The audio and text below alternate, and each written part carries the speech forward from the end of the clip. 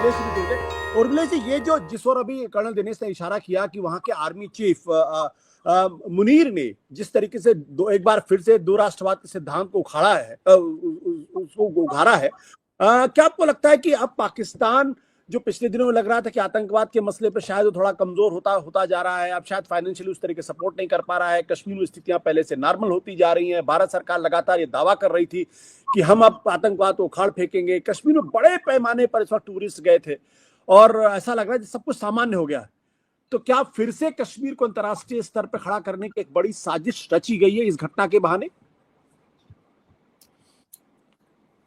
देखिए, इस घटना को या इस घटना से जुड़े सारे प्रसंगों को देखने के अलग अलग नजरिए हो सकते हैं।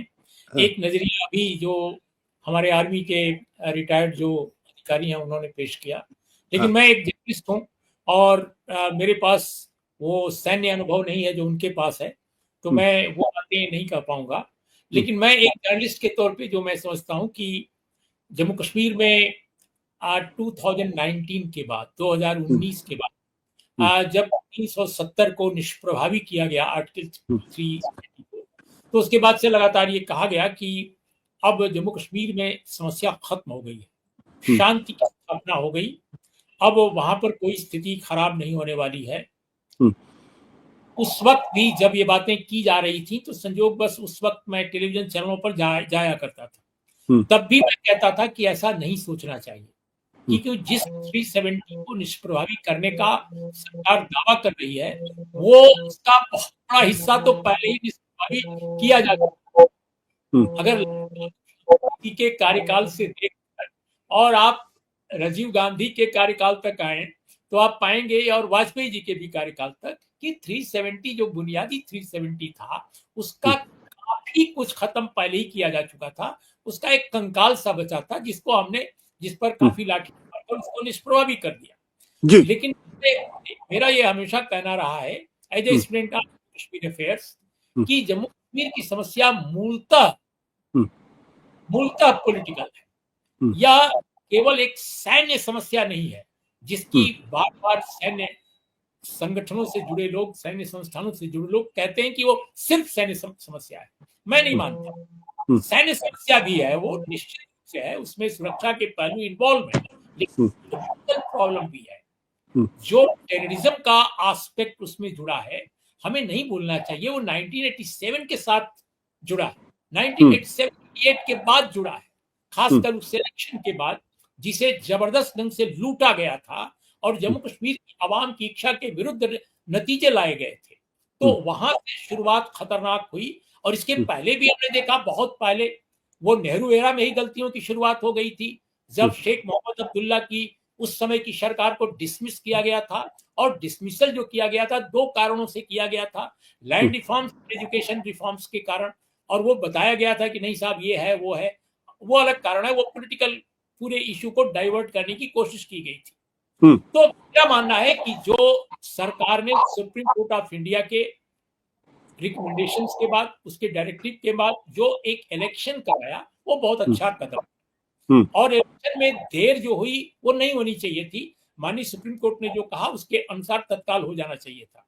बहरहाल थोड़ी देर हुई, लेकिन सुप्रीम कोर्ट ने सिर्फ इलेक्शन कराने को नहीं कहा था, उन्होंने स्टेटहुड की बात की थी, और स्टेटहुड नहीं मिला अभी तक जम्मू कश्मीर की आवाम को। शुरू में आपको याद होगा कि 370 जब निष्प्रभावी किया गया पूरी तरह, तो जम्मू के लोग बहुत खुश थे, लद्दाख वाले भी खुश थे।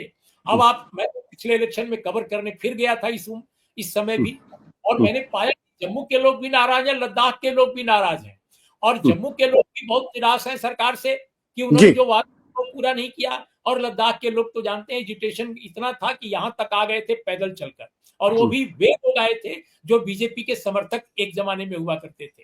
तो मेरा ये कहना है कि जम्मू कश्मीर में इलेक्शन के बाद एक राजनीतिक प्रक्रिया जो तेजी से आगे बढ़नी चाहिए थी, उसको बढ़ाने में कहीं ना कहीं असमंजस केंद्र का रहा है। ये कह रहा हूं कि ये कोई गलत है या सही है, मैं ये कह रहा हूं कि असेसमेंट की जो एक ऑब्जेक्टिविटी है, एक ऑब्जेक्टिव जो प्रोसेस है, उसकी कमी जरूर, और यही कारण है कि बिल्कुल मैं कंक्लूड अगर करूं अपनी बात, तो मुझे लगता है कि जब तक जम्मू कश्मीर की आवाम को ये महसूस नहीं किया जाए करेगी, क्योंकि आवाम महसूस कर रही है।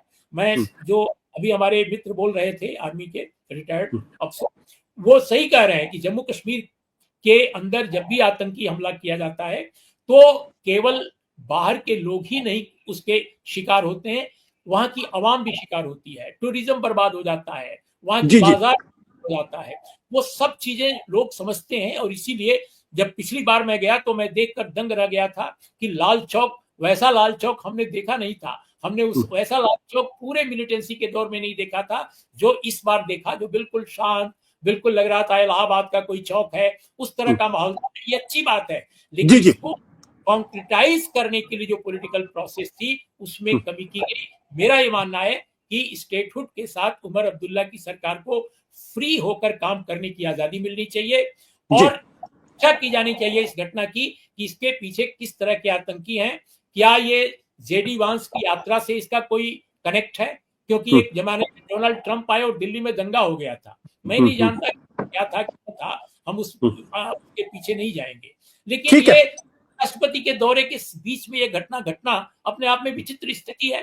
तो बिल्कुल आखिर में कहा जाए तो मुझे लगता है कि जम्मू कश्मीर में पॉलिटिकल प्रोसेस शुरू करना चाहिए। सुरक्षा पर काफी ध्यान दिया गया, वो ध्यान बरकरार रहे, लेकिन पॉलिटिकल प्रोसेस को अनदेखी उसकी नहीं की जानी चाहिए। बिल्कुल। बट प्रबल, यहाँ पे एक महत्वपूर्ण समस्या, जो नरेंद्र मोदी की सरकार है, वो चाहे इसके पहले की मनमोहन सिंह की सरकार हो, या अटल बिहारी वाजपेयी की सरकार हो, या नरसिम्हा राव की सरकार हो, उससे आतंकवाद और कश्मीर समस्या को डील करने का जो इनका तरीका है वो बिल्कुल अलग है। जीरो टॉलरेंस, पाकिस्तान से किसी तरीके कोई बातचीत नहीं करना, धारा 370 को हटा देना। और उसके पहले जब अटल बिहारी वाजपेयी थे तो वो कहते थे भाई, जमहूरियत की बात करते थे, कश्मीरियत की बात करते थे, और एक सॉफ्ट अप्रोच उनका था। दोनों ही अप्रोच भारत ने देखा है, दोनों ही अप्रोच से कोई बड़ा फायदा हुआ दिखाई नहीं पड़ रहा है। तो मतलब आगे का रास्ता क्या होगा? अभी जैसे उर्मिलेश जी कह रहे पॉलिटिकल प्रोसेस होना चाहिए, भाई चुनाव हो गए, विधानसभा के चुनाव हो गए, चुनाव मुख्यमंत्री उनके पास है, what is the way out?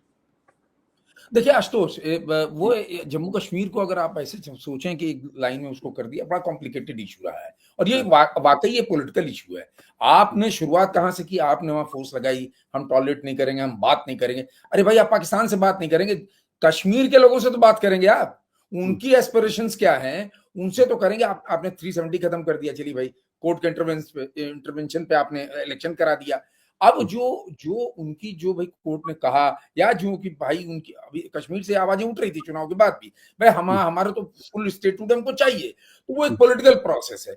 वो उस पॉलिटिकल प्रोसेस में आपको बात करनी पड़ेगी। और दूसरी गलती हम ये करते हैं, हम ये सोच लेते हैं कि वो कोई माओवाद है बस्तर का, कि हम उसको अगले 2 साल में खत्म कर देंगे। नहीं, यहाँ आपका एक होस्टाइल नेशन है बगल में बैठा हुआ, वहां की टोपोग्राफी अलग है। वो हमेशा आपके मौके का, आपकी कमजोरियों का कोई ना कोई फायदा उठाएगा, और वो सिचुएशन को ट्रिगर करेगा, और उसका जो इम्पैक्ट होगा वो आपके कम्युनल एटमॉस्फेयर पे पड़ेगा, वो तमाम उसके दूरगामी परिणाम होंगे। तो ये कहना कि हमने इलेक्शन करा दिया, आपने इलेक्शन कब कराया? आपने 370 खत्म कर दिया कोर्ट के, तो वो भी कहेंगे आपकी मंशा तो थी नहीं इलेक्शन कराने की, कोर्ट ने कहा तब ने आपने किया।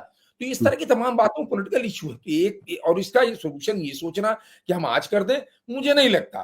क्योंकि आज अगर आप देखिए, मैंने आपको एक घटना बताई आज से 20-22 साल पुरानी, कि मुझे ही सिक्योरिटी का सीनियर अफसर ने कहा, यार आपने दिखा दिया नॉर्मल सी, कल बम फट जाएगा। एग्जैक्ट वही हुआ, निशात बाग के सामने बम फटा, और लाल, तो वो नॉर्मल सी होने भी नहीं देंगे, वो करेंगे। आज उन्होंने आपके टूरिस्ट को मार दिया। तो मैं जैसा कुछ मैं इस बात का मुझे पूरा यकीन है कि आप कोई प्रोसेस करोगे उसमें वो अड़चने डालेंगे, लेकिन इसकी वजह से हमें उनके लोगों से बातचीत करना, या जो भी उस पॉलिटिकल उनके कंसर्न्स को एड्रेस करना, उससे शाई वे नहीं करना चाहिए। सोल्यूशन बट कर्नल साहब, क्या पाकिस्तान से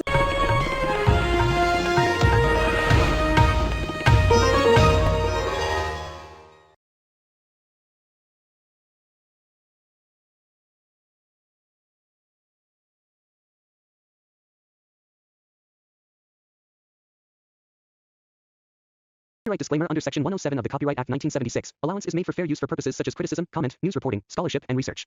Fair use is a use permitted by copyright statute that might otherwise be infringing.